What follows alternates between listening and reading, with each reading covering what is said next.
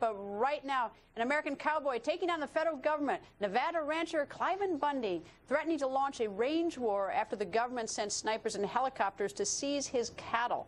And now, what started as a land battle is a giant standoff. On one side, armed officers sent by the feds to surround Bundy's ranch, and on the other side, growing crowds supporting the rancher, and the confrontation now getting violent. At one point, rangers shooting Bundy's son, Ammon, with a stun gun.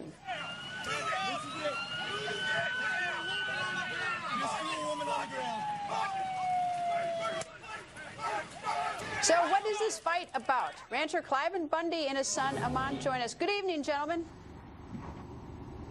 Good evening. We're All right, Cliven, happy to be Cliven, here with you tonight. Good. Cliven, what's going on? Tell me the problem. Well, I guess it's a range war. That's all I can say. Why are there helicopters and snipers? Well, I had asked that question too. I think we're in America, but maybe not. It seemed like the United States government is operating with unlimited power over we the people of the state of Nevada. Ammon, this started back in 1993, as I understand. That's when this battle, and now we're in 2014. What was it that provoked the beginning of this dispute with the federal government, Ammon? Go ahead. Go ahead. Go ahead, Dan. It's administrative regulatory abuse. In other words, the bureaus kept cutting our cattle, causing us so much trouble we couldn't ranch. And then they brought the desert tortoise in as a surrogate species and started to create what they call full force and effect decisions, which basically took 52 of my neighbor ranchers out. So, Cliven, where's this headed? Well, it's not about cattle. It's about federal government abuse on state rights and state sovereignty, state law, public land access, and the worst part of it all, that's about the seizure of the sheriff's policing power. Cliven, as I looked at a court order, there's a court order that says that the federal government can do this. So what's your response to that? My response is the wrong court. I've never had my due process in a Nevada state court, a court of competent jurisdiction. So tell me, as you look around... Go ahead, Ammon. I like my dad's little story he used to explain the situation.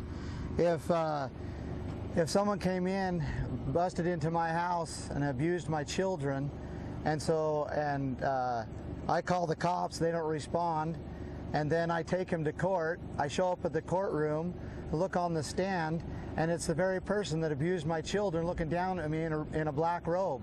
How in the world are we going to get justice in that court?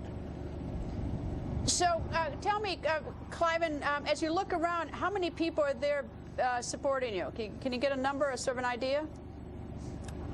Well, I don't know for sure. I know that most of the protesters here right now have moved about 30 miles south on the west side of Lake Mead, where the cattle are being gathered right now. I'm not there, so I don't know how many's protesting, but I'm guessing there are at least 100 people in the area that are protesters. There's about 200 armed guards, and they're not at present here either, but they are over by the Overton Beach, Ammon, which is on the west side of Lake Mead. Ammon, why were you tasered? What surrounded that incident? Well, right here where we were protesting, we could see coming out of the mountains 14 vehicles, federal vehicles, and they were, one of those vehicles was a backhoe, and it was hauling a dump, it was a dump truck hauling a backhoe, and it was being escorted by the 13 other vehicles with armed, I don't know if military personnel, BLM, but they had full weapons. There was 2 to each vehicle, and they had dogs as well. And we know that they've been running this cattle around with these helicopters and running and understanding this country and how hot it is in the cattle, we are afraid that they're running these cattle to death. Also, they're separating these calves from their mothers, so we're afraid that the mothers or the calves are dying as well.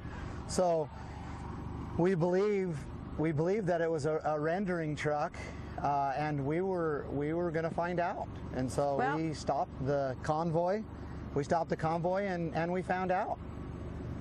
Gentlemen, obviously this is not going to end very soon. I can tell by that. Thank you very much for joining us. And of course, this Monday night, Sean Hannity will give you an exclusive look behind the scenes at the ranch and the standoff. That's Monday night at 10 p.m. Eastern on Hannity.